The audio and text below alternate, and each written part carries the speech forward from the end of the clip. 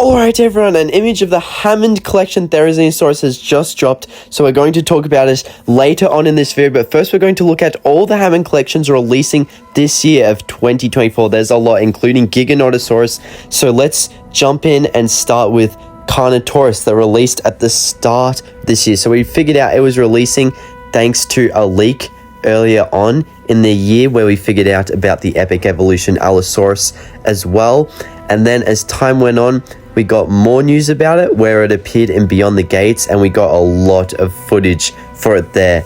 And we figured out it is the third biggest Hammond collection, I believe, behind Brachiosaurus and Tyrannosaurus Rex, where they even decided to make a whole new mold for it because apparently the medium range that we already had was too small for it, so they made a large range and they decided to call the T-Rex extra large. But moving on, the next Hammond collection we got was Dimetrodon was first revealed at a Mattel panel over in Comic-Con, I believe. I'm not sure which Comic-Con it was, I just know it was at a Comic-Con, and that was our first look of it, and it looked absolutely awful. Everyone rejected it. They were like, heck no, I will take the Dominion non-Hammond collection one over this. That's how bad it was. But eventually they remolded it and it just looked better, and we all kind of appreciate it. So when it comes to my country, I'm not sure. I may or may not pick it up. I do already have the Dominion ones.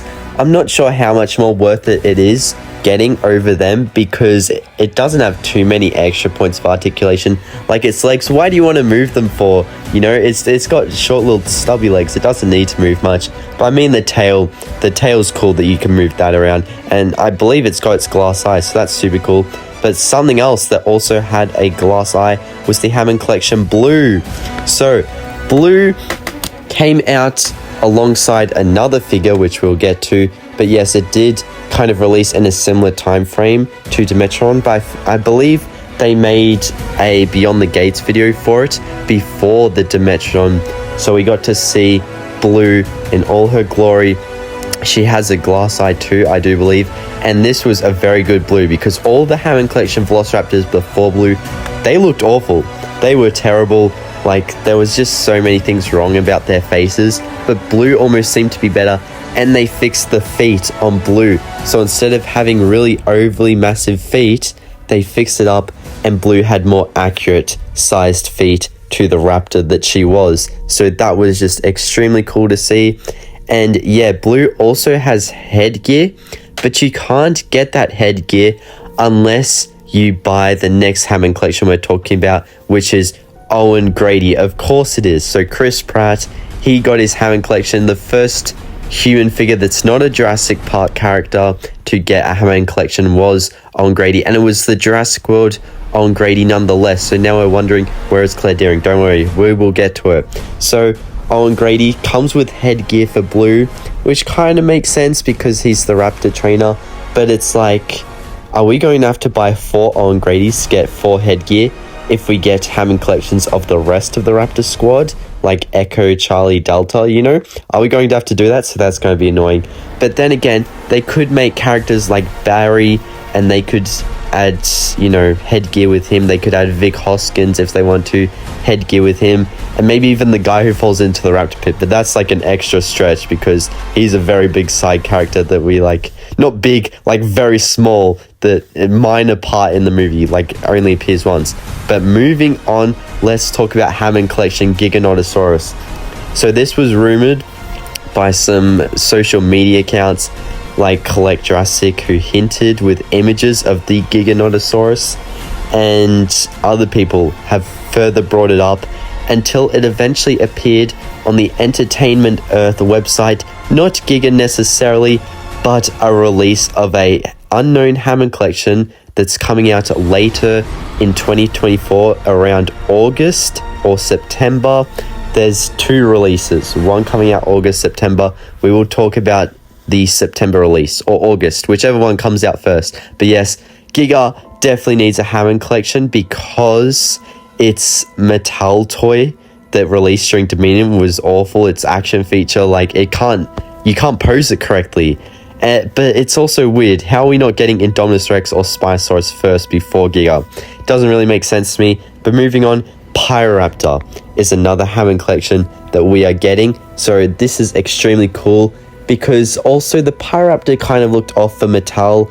It did still look good, but there were missing features to it, such as its arm wings. They were not long enough. So we're hoping with this Hammond collection one, it has super good arm wings. I can see the very big potential that this Hammond collection Pyroraptor has.